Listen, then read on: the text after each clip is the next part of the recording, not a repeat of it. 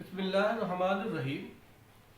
اس video میں مفتی صاحب رحمہ اللہ سورۃ الروم کی آیت نمبر 20 سے لے کر آیت نمبر 23 کی تفسیر میں فرما رہے ہیں کہ محبت حقیقت میں کیا ہے اور وہ کون سی خصلتیں ہیں جو محبت کو بڑھاتی ہے۔ جب محبت نفرت میں اور رحمت شدت میں تبدیل ہو جاتی ہے تو سب سے بڑا نقصان کس کو ہوتا ہے؟ محبت کی ضرورت کب ہوتی ہے اور رحمت کی ضرورت کب ہوتی ہے؟ آپ حضرات بھی ملاحظہ فرمائیں۔ وَمِنْ آيَاتِهِ أَنْ خَلَقَكُم مِّن تُرَابٍ، اور اللہ کی قدرت کی نشانیوں میں سے کہ پیدا کیا تم کو مٹی سے، ثُمَّ إِذَا أَنْتُمْ بَشَرٌ تَنْتَشِرُونَ، پھر تم بشر ہو، زمین میں پھیل رہے ہو، ہر طرح آباد ہو۔ اصل انسانیت مٹی سے۔ وَمِنْ آيَاتِهِ أَنْ خَلَقَ لَكُم مِّنْ أَنفُسِكُمْ أَزْوَاجًا، اس کی قدرت کی نشانیوں میں سے کہ پیدا کیا تمہارے لیے بیوی، ازواجن بیویاں، لِتَسْكُنُوا إِلَيْهَا کہ آرام کرو اس کے پاس، وَجَعَلَ بَيْنَكُمْ مَوَدَّةً وَرَحْمَةً، اور ڈال دیے تمہارے درمیان محبت، پیار اور نرمی۔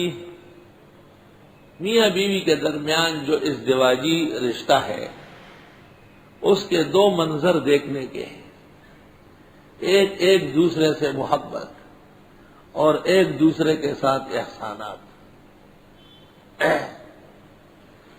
اللہ تعالیٰ نے خود تم ہی میں سے عورتیں پیدا کی اور ان عورتوں کو تمہارے سکون و راحت کا سبب بنایا،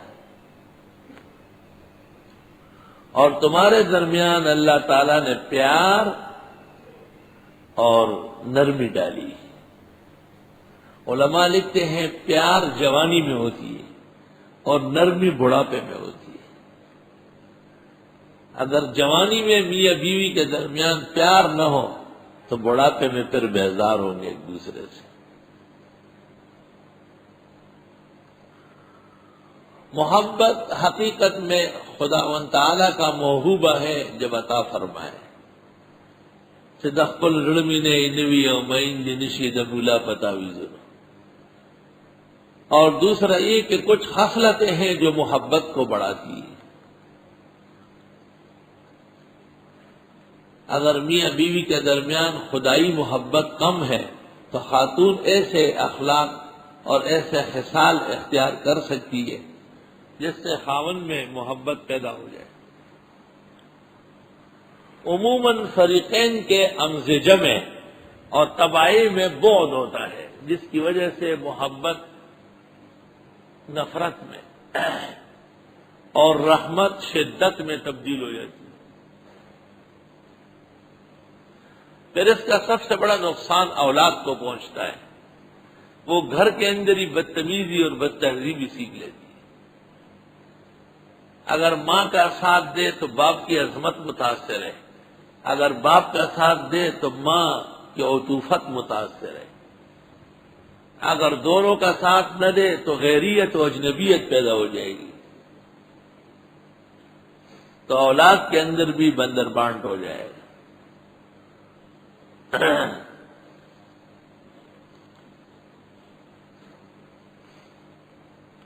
اور اس کی قدرت کی نشانیوں میں سے ہے کہ پیدا کیا تمہارے لیے تمہیں میں سے جوڑے، لِتَسْكُنُوا إِلَيْهَا، جوڑ کبھی ہونا چاہیے نا، یہ بھی خیال رہے۔ جوڑے یعنی یہ بیوی خاون کی جوڑ کی ہو، خاون لڑکی کے جوڑ کا ہو، جوڑ ہو تاکہ توڑ نہ ہو۔ جوڑے یعنی ایک دوسرے کے تحمل اور ایک دوسرے کے اوصاف جاننے والے۔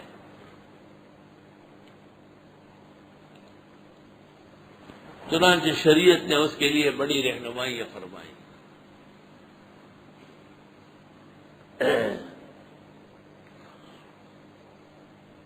وَجَعَلَ بَيْنَكُمْ مَوَدَّةً وَرَحْمَةً، مودت کی ضرورت عالم شباب میں ہے اور رحمت کی ضرورت عالم شیب میں ہے۔ جب جوانی محبت سے گزری ہو تو عورت کہتی ہے میرے بڈھے کو نہیں بلایا میں بھی نہیں جاتی، اور بوڑھا کہے گا میری بڈھی کو یاد نہیں کیا میں کیسے جا سکتا ہوں۔ ایک دوسرے کا خیال رکھتے ہیں بہت۔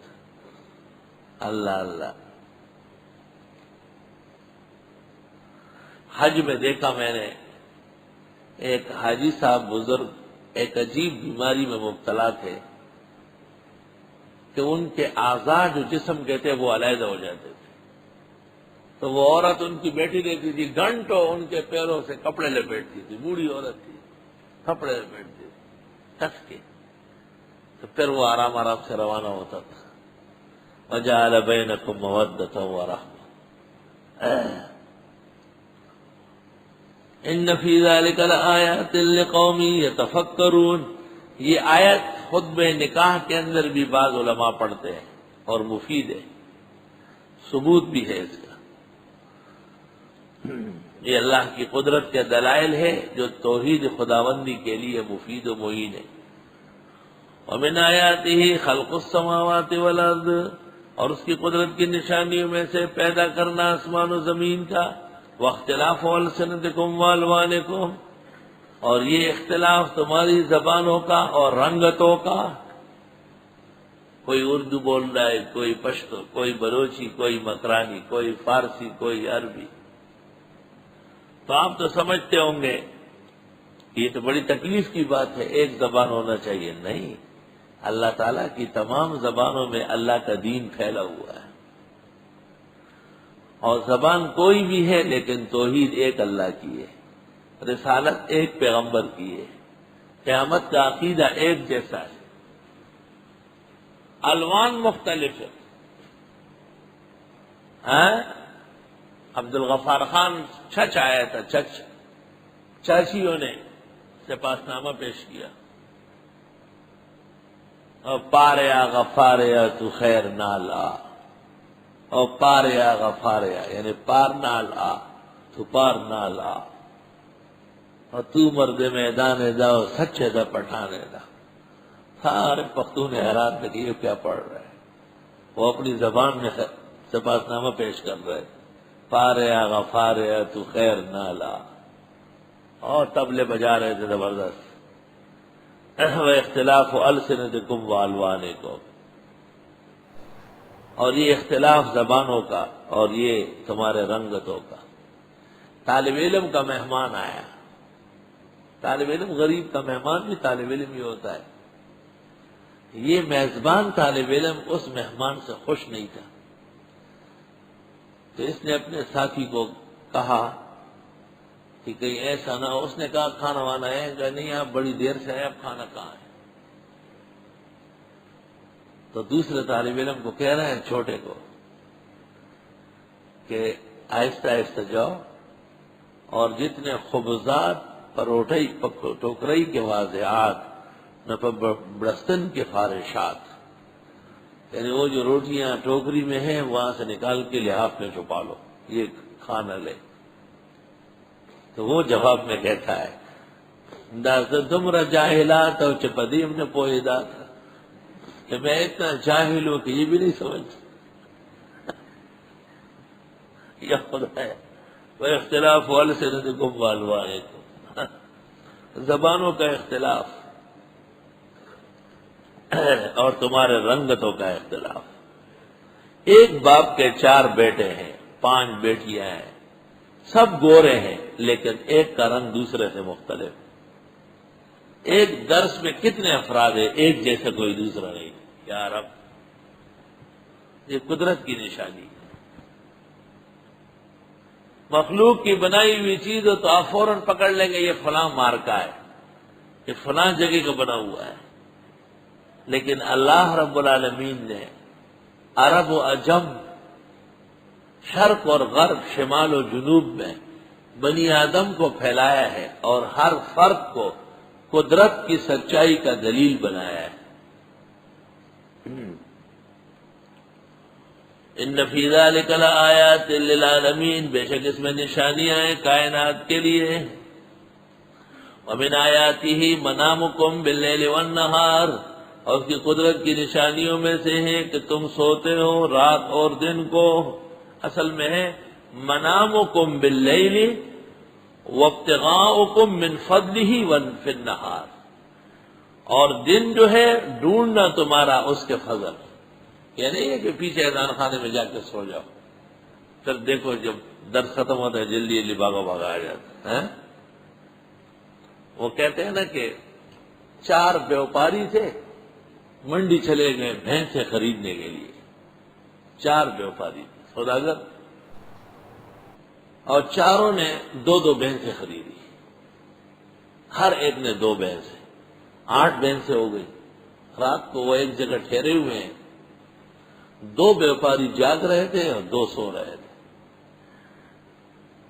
بھینسیں 8 بھی آ گئی، تیار مال تھا۔ انہوں نے دیکھا بھینس اپنے بچے کو پہچانتی نہیں، وہ جو سو رہے تھے اتفاق سے ان کی بھینسوں نے کٹھیاں دی بچیاں، اور جو جاگ رہے تھے ان کی بھینسوں نے کٹھے دیے نر، اور بھینس میں کٹھی قیمتی ہے، کٹا قیمتی نہیں ہے۔ تو انہوں نے جلدی اٹھا کر کے وہ جو مادیاں تھی وہ اپنی بھینسوں کو لگا لی اور اپنے کٹے ان کو لگا لی۔ صبح جب اٹھے جی مجھے بیاہ گئی، جی بیاہ گئی، مجھے سو گئی، چلی کیا دیا؟ تمہاری بھینسوں نے بچیوں نے کٹے دیے اور ہماری بھینسوں نے کٹیاں دے دی۔ کہ یہ کیوں؟ کہ جو سوتے ہیں ان کی بھینسیں ہمیشہ نر دیتی ہیں اور جو جاگتے ہیں ان کی بھینسیں کٹیاں دیتی ہیں۔ تو جو سو رہے ہیں نا ان کا رنگ پھر دیکھنے کا ہوتا ہے بات۔ وقت پر سونا اور غافل ہونا تباہی کی نشانی ہے۔